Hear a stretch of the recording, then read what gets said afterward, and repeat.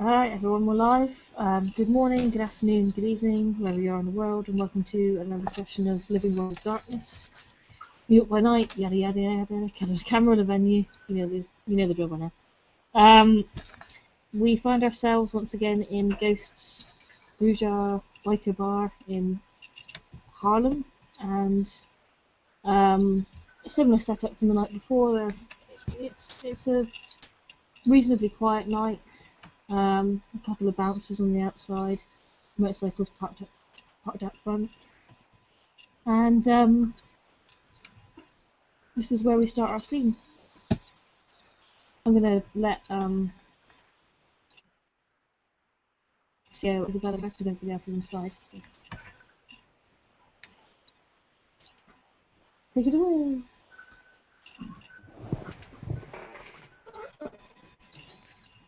Alright.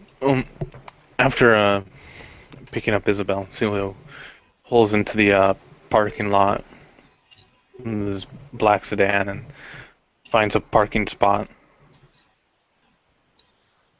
And glances over to the two bouncers. Are one of them the one from the other night? No, they've rotated. They seem to be slightly younger guys now. Prospects, in fact. They don't have the full patches on them.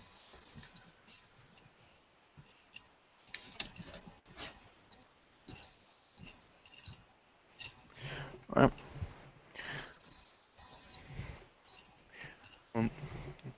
Celio will get out of the car and wait for Isabel to do the same before using the key ring to lock it. Isabel will hop out of the car and shut the door and kind of look around a little.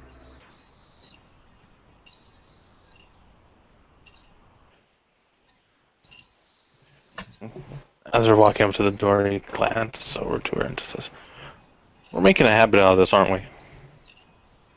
we?" Just a little bit. She smiles at him and she looks to the two guards and kind of groans. She's like, "Oh God, am I gonna get frisked again?" You call that a frisk? Well, what else Should is have it? asked the bouncer for a drink after that. She laughs and shakes her head. Well, he offered, but she shrugged.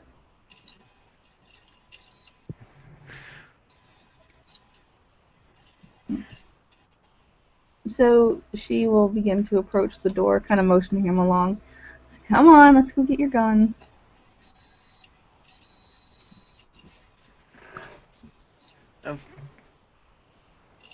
He just walks to the door and looking between the two of them, and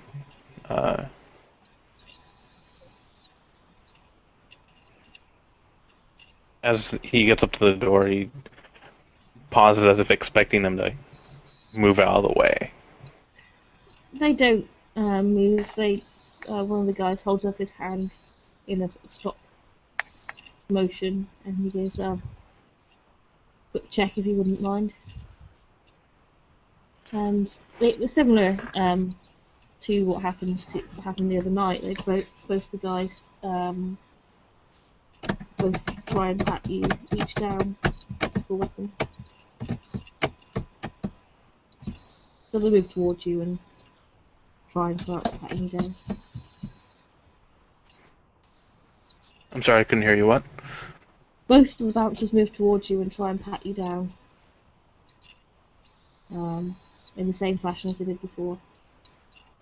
They're a little bit more polite though. They don't grope Isabella. The guy doesn't grope her or he isn't forward with it. He does it as politely and professionally as possible.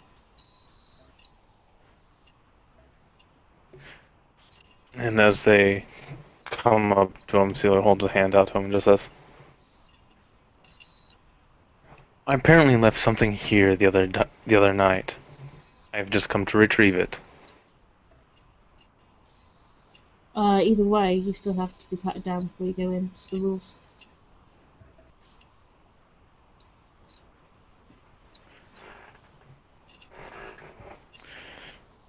He just sighs and mumbles something under his breath.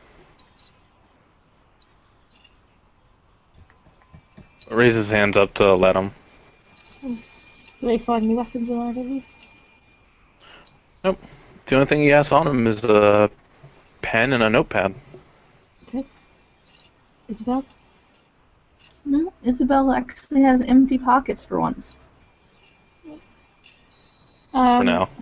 Yeah. Yeah, they step back and let you through after they patted you down. Right. He motions Isabel in first. She'll wander inside and sort of look around a little. It's the actual main bar is being cleared right now, and there's a couple of barmaids and strippers, but they're not on duty. They're sort of sat around talking, smoking cigarettes, or like, wiping down the bar, things like that. And then there's a different door to the one you went up last night. It's sort of to the side, on the far right of the room, and it's got a another guy standing outside of it, another prospect, looking bored with his arms folded. But otherwise, the bar's reasonably empty. And I imagine there's someone managing the bar. Yeah, there's a young woman at the bar. So we'll just walk up to the bar and lightly tap on the bar to get her attention, and just wait for her to respond in some way. She comes over with the cloth and leans over the bar and says, "Oh, what can I get you?" Actually, I had left something here the other day, and he motions over to the bouncers and he says, I believe I had to leave it with one of the men that was over there the other night.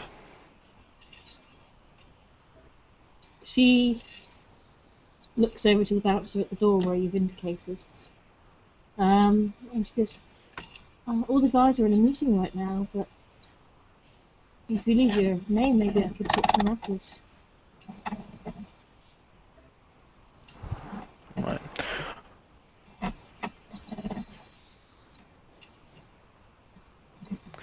As, well, in that case, I'd like to speak to the boss around here. Ghost's in there. She points to the door. The one with the guy standing outside of it. Yeah. They're at a meeting right now, like I said.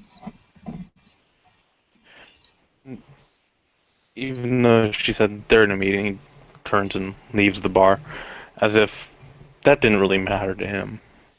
Mm-hmm. And he's walking straight for the door. Okay.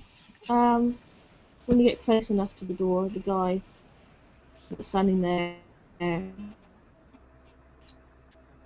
perks up a little bit. He'll stop you from going through the door. Is well, pal, you can't go in there. We see I have to talk to Ghost.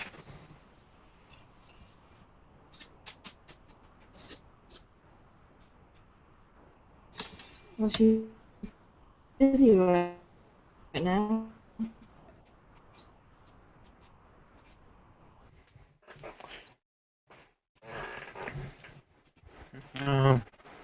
She's busy. I don't remember asking if she was busy. I need to see her. As in now.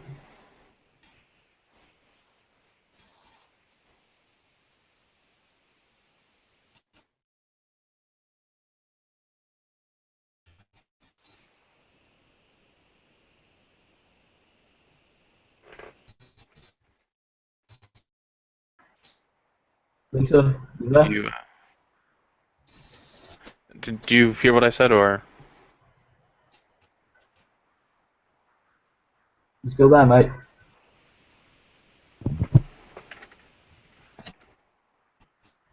Can you hear me? So, Oh, shit. yeah. Can you hear me at all? I think Lisa's I having can some. hear you, yeah. Alright. It lagged out or something. Yeah. Uh, Well, repeat what you...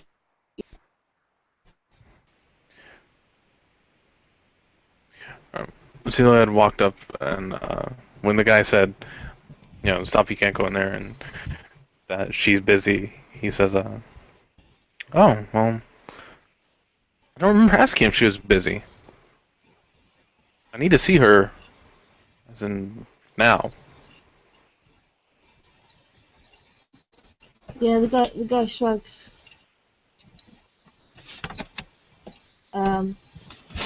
It's not my problem.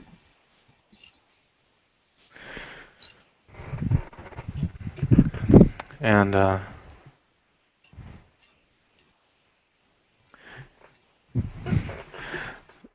Celia just kind of gives him a very stern look and says, well, if you don't let me in there, it will be. Is at that point that Isabel will walk over to Celio and sort of put a hand on his upper back and kind of try to hold him back just a little bit and go, Celio, it's not really worth it. Let's not start trouble. We can wait. David, will you make me a charisma intimidation roll? Alright. See whether he's quite a young guy. He's not as experienced as the last bouncer, so maybe you'll frighten him. And it didn't appear, did it? No. Alright, well, I have 2 successes. I had 3, but a 1 canceled one of them out. Okay. Alright, well, he's intimidated by you. He tries not to show it. But he goes, if it really is that urgent, it's your head, not mine, mate. And he shirks away from the door. And lets you through.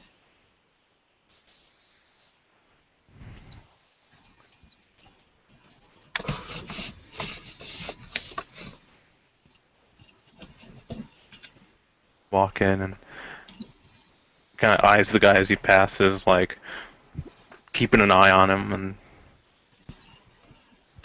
looks around as soon as he walks in. You Not sure if walk in. Isabel will follow. Yeah, the door's left Don't open. follow. Yeah, okay. You walk into like it's a meeting room. And there's a very long table with there's 8 guys sat either side. 8 of them on the right side are wearing motorcycle jackets, and they look sort of, sort of bikery, beards, tattoos, piercings. The 8 on the left are very smartly attired. They look more underworld, sort of mafia type guys. And sat at the head of the left side of the table is Vanya, and at the head of the right is Ghost.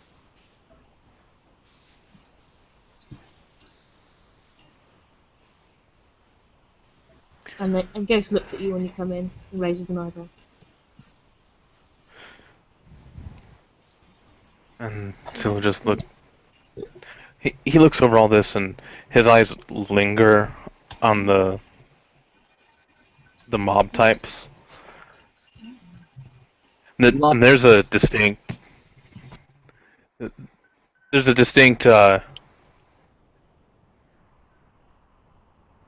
hatred in his eyes. Oh, are you making that palpable?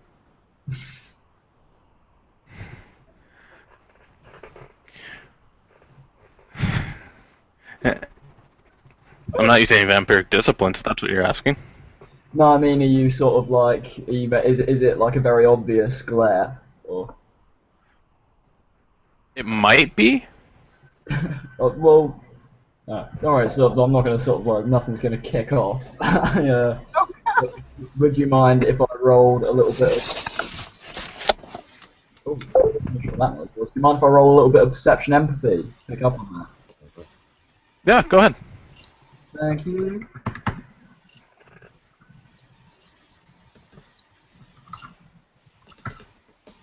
That's 2 successes.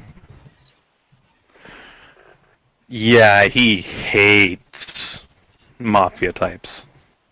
It's you will be a little bit happy to know that they're not all suited and booted. There's 2 sat on the left-hand side of the table who are wearing sort of jazzman style suits, leather coats, kind of wide brimmed hats, and the rest of them look more like kind of European casuals. So they're like smartly dressed but quite casual.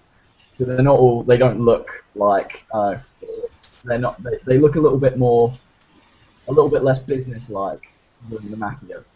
That was a poor description. I do apologise, Sam. I was Huh? just trying to get. It was a poor description. I just was trying to get the idea across that they look a lot smarter than they realise. Oh yeah, no, totally, mate. You bang the nail on the head, but you know, it's like, I guess I know how they dress down like them. So, but yeah, Limey kind of sluggishly, kind of his eyes kind of roll away from the meeting table and sort of fall on Celio, and he sort of glances him up and down as he stares at the 2 suited gentlemen. He says, "We help you. We're actually in the middle of something, and you are intruding." And his eyes slowly move towards you, and he says, "Actually, I was hoping Ghost could help me with something." And he looks straight at Ghost and says, "One of your men took something from me the other night. I want it back." She sort of leans back in her chair and she puts her feet up on the table. And she goes, "And this has to be talked about right now? Like I said, I'm in the middle. Like everybody said, we're in the middle of something. Where are your Ventry manners?" He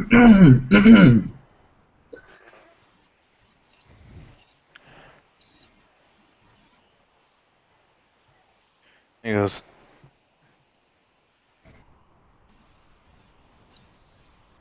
"They went right out the window when I didn't get what belongs to me back."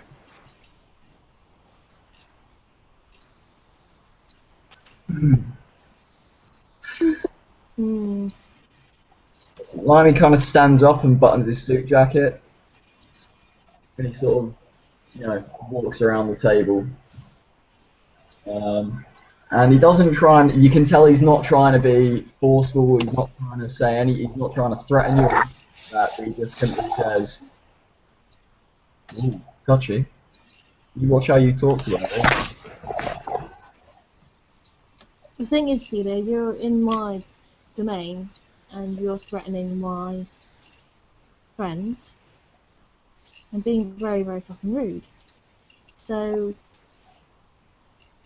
whatever your little issue is, I suggest you take it outside. That's all I'm saying. I'm not a woman that's got a lot of patience.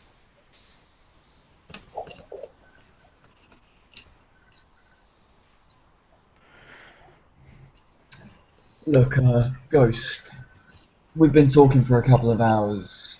How about we take a break and go upstairs? He sort of says, he looks at like his side of the table and he says, "Gentlemen, we'll be back in 10 minutes.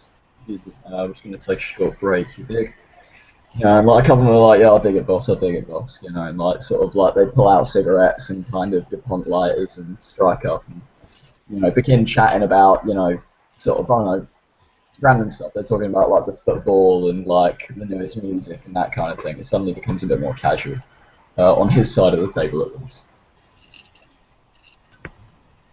The boys just seem to be following Ghostly a little bit more. They're not particularly looking aggressive right now, but then they don't seem to be in any mood to move until she does.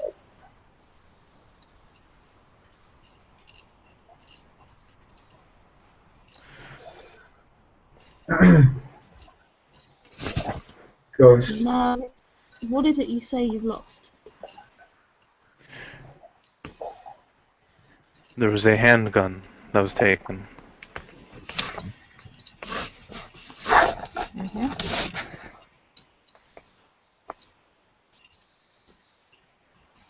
Hmm. She looks up and down the line of men and looks to the guy that was the bouncer that night. And says, "Gentlemen, will you take your guns out for me?" And they all take out their pistols and hold them. None of which are your gun. They're more sort of more revolvers than the one you had. It's not automatic pistols.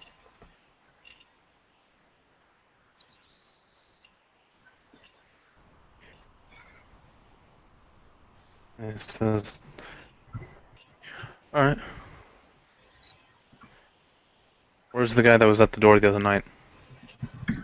He's sat about the third person on the right. And Tilo just look at him and says, "You, where is it?"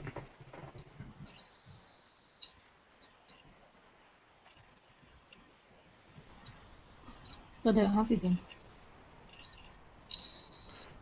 I didn't ask if you had it. I asked, "Where is it?" He looks over at Ghost. He says, "I've got so many guns, you see." She looks down the line of men. It's very difficult to keep a pin on a particular gun. And as she's saying this, she's pulling out your gun from inside her jacket. She holds it up. Now this is a fucking nice gun. Not so easy to get hold of. This is a mafia shit right now. She looks at Limey. I think the Russians might have some guns like this. They might do. Of course, we could liberate them from the Russians rather than from our friend Celio here.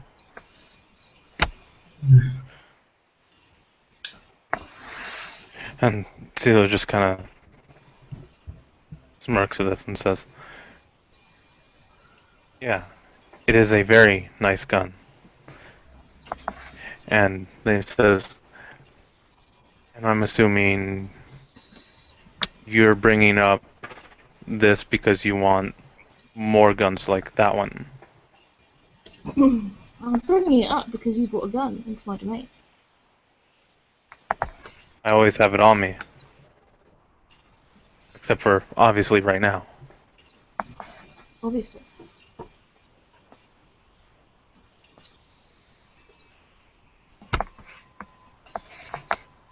So,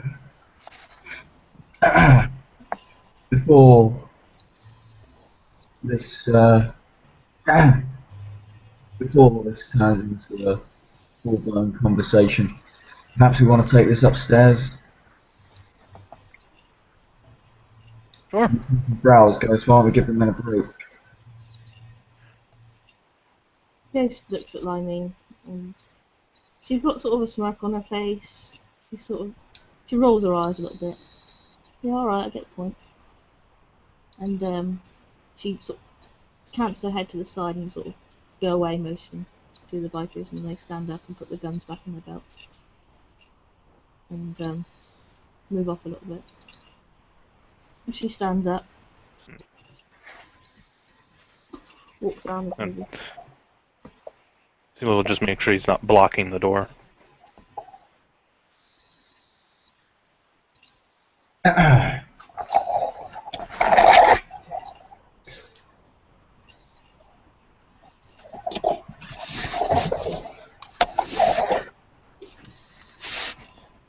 And just walks out of the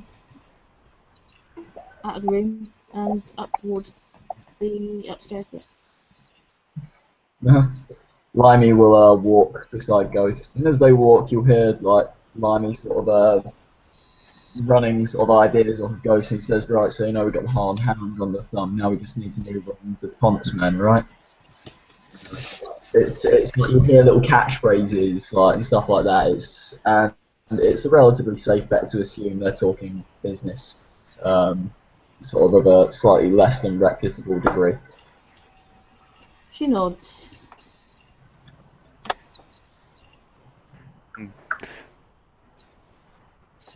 You said they were moving upstairs? Yeah. So we'll follow behind them. Not close enough to really to seem like he's trying to overhear what they're saying, but close enough that he's going to follow them. If they go around the corner, he's not going to lose them by the time he gets there. Yeah. And Isabel will be walking by, like, beside Celia, and she'll sort of give him a little huffy look, like, "You could have started something in there. I could have gotten killed. I didn't come here to get killed. I don't even know why I'm here with you." She sort of like flails a little.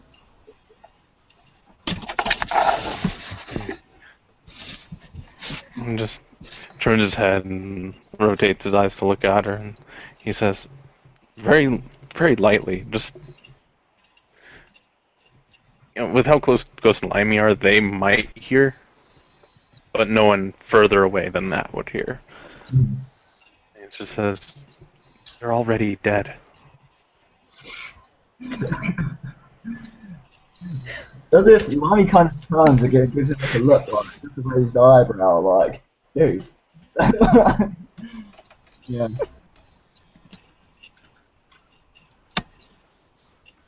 Ghost, once she's upstairs, she goes and sits down on the couch where she was the other night and leans back again in sort of like a casual seating position. Limey takes a seat. Well, Ghost takes a seat next to Ghost, but before that he says, "Oh, Blondie, I didn't see you there." Hiding behind Celia. Hiding behind him or trying to keep him on his leash. Look.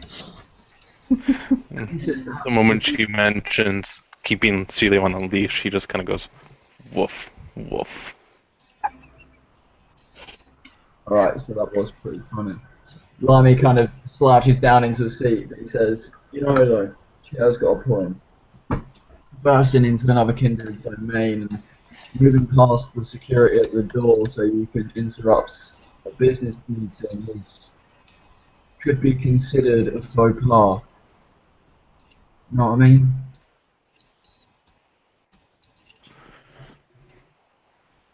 Yeah. He says, "I'm sorry about that, but I do have a temper." Oof, don't we all? Maybe just give us a phone call next time you do. Well, I would have, but I don't have either of your numbers. Don't you? Ah. Yeah, take my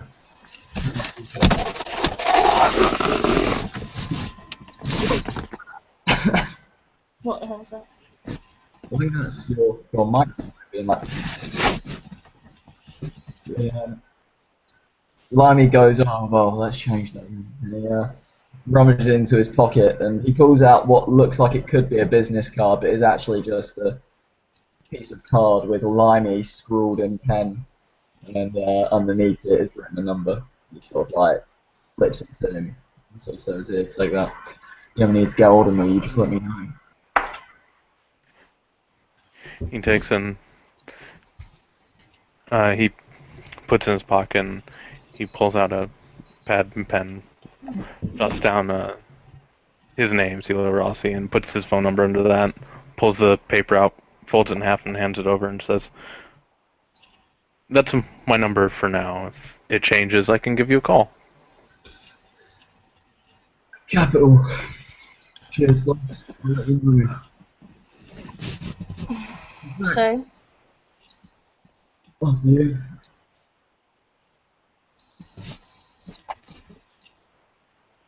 so now we have an audience. What do you want? All I want is my pistol back. Mm. I could give it back to you.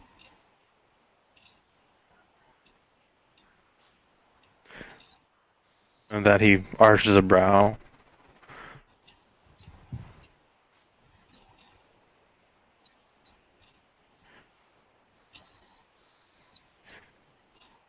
And he says, and if you didn't intend to, you would have just outright denied doing so downstairs. You brought me up here to make a deal.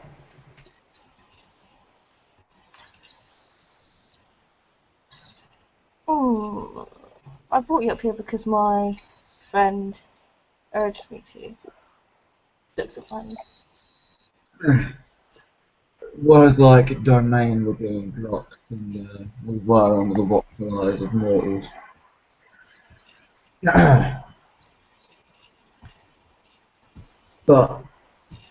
you know, I'm not one to wear my dirtier laundry in public, so I just thought, stay a little bit more private. Ghost doesn't seem too worried about what she said. No one seems to have made any sort of click with what she said anyway. Nah, but Limey's a paranoid psychopath. Yeah. A bit jaded. But, so, Celio, and as he takes a seat back down next to Ghost, he'll sort of, you notice like a smile flash on his face, and he sort of says, but you mentioned some sort of deal.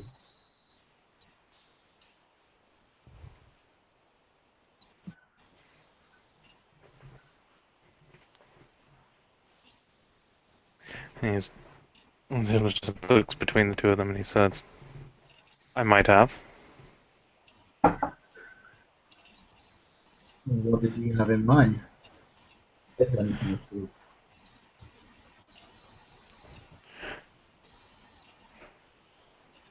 all. Based on what I heard downstairs about you liberating weapons, I was just wondering to myself, what kind of weapons would you need liberated? Kind of looks at Limey kind of looks at Ghost and waves a hand as if like she's the one who knows this shit. Like, you know, this is kind of her operation.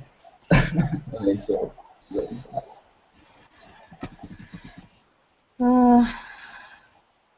We're still in the process of getting rid of some of DuPont's lackeys, and there's some very interesting Russians with some very interesting cargo that I've got my eye on for tonight. More of the automatic there.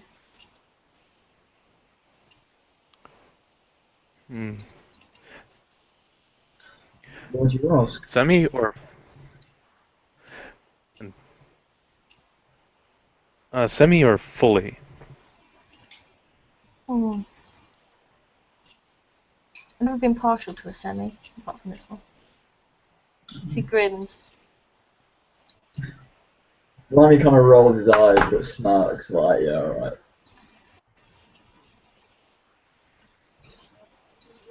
Nothing with Yes.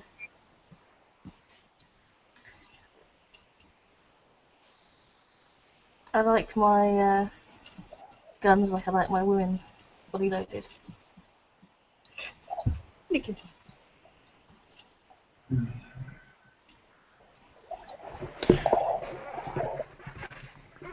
Yes. Alright. So, Is there anything special about those particular weapons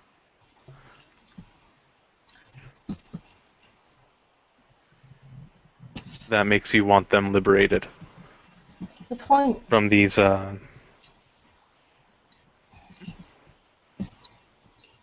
I'm making is not about the guns. The point I'm making is a matter of respect.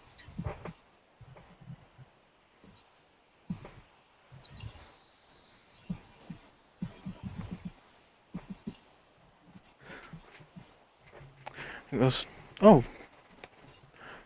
trust me, I know that." And holding on to someone else's property,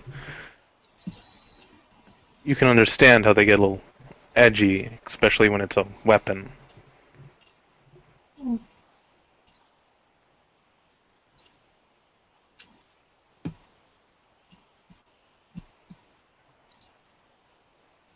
She sort of grins at you, an almost toothy grin, like you might expect to see fangs in it.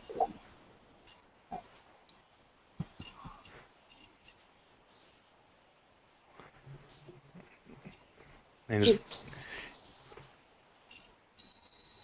you know, a boy is bad and you take away his toys. Teach him a lesson. That's all I was doing, Wall Street.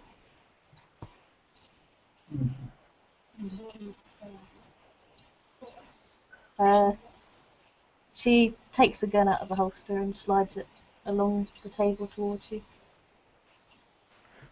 and Tilo will just put 3 fingers on to stop it from sliding. And one of his fingers moves over to make sure the safety is on. It's on. Okay.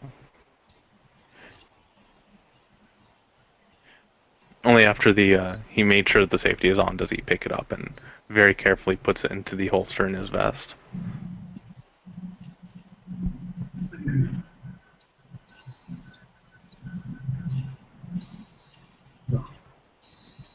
Glad we have that sorted. There are Though other... Sorry. I would reiterate my point. As Harpy of the City, I can tell you that it is incredibly forthcoming to burst into somebody's domain, even if you're demanding your property back.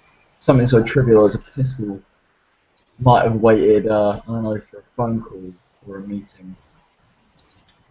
Mm. Well, it is a very, very nice piece of weaponry.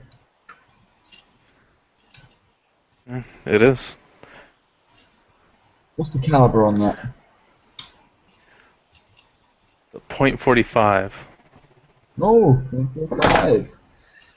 Real American kind of gun, huh? Mm. You see, So- there are other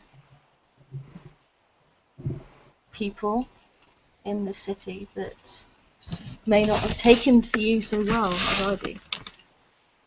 I like you, so I wasn't about to blow a hole in that expensive suit of yours. But take it as a warning not to be so brash in future.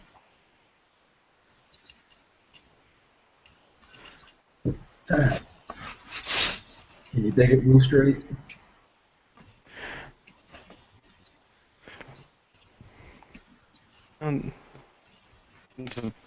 Glenn Slimy, he says, "Yeah, if you can not call me Wall Street again."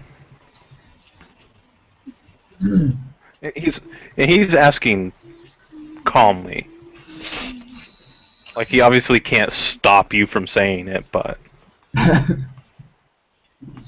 Can you dig it, Celia? he says, "Yes, I can."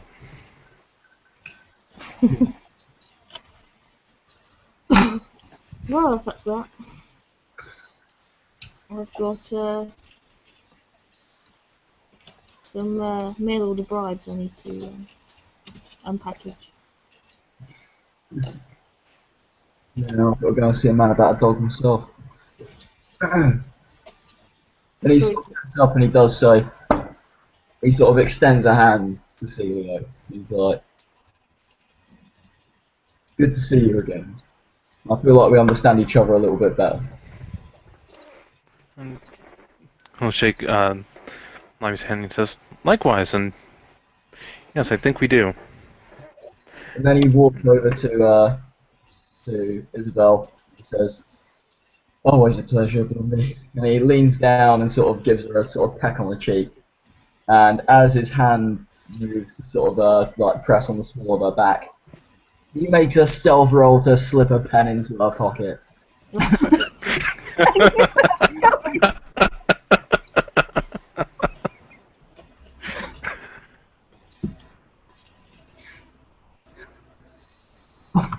What? Make your roll. Huh? Wait. Depends on the difficulty, but that's that's nothing. Well, The then difficulty is a Isabel, 6. Yeah, I was Yeah. gonna say this is below average difficulty.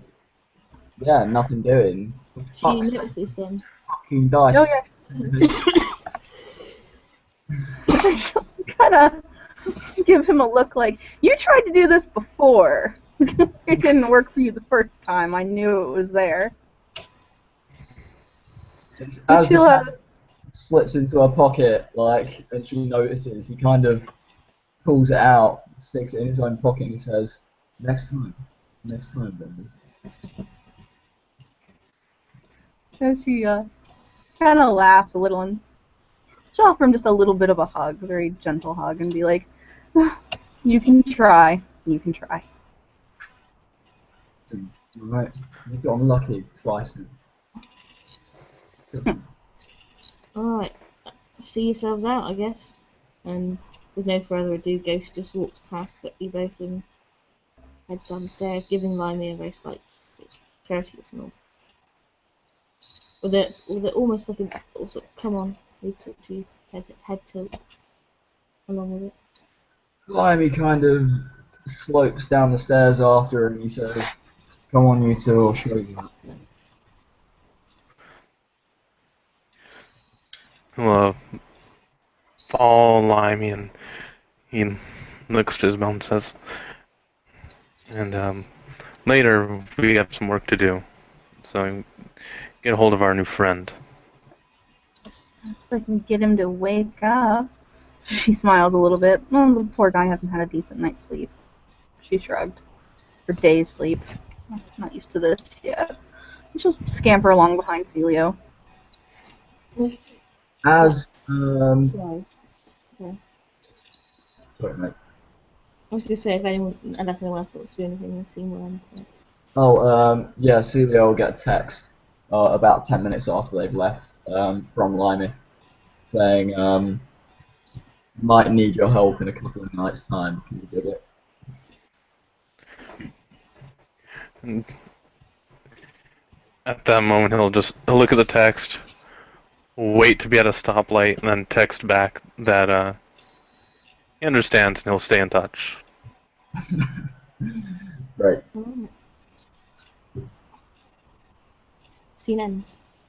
See you.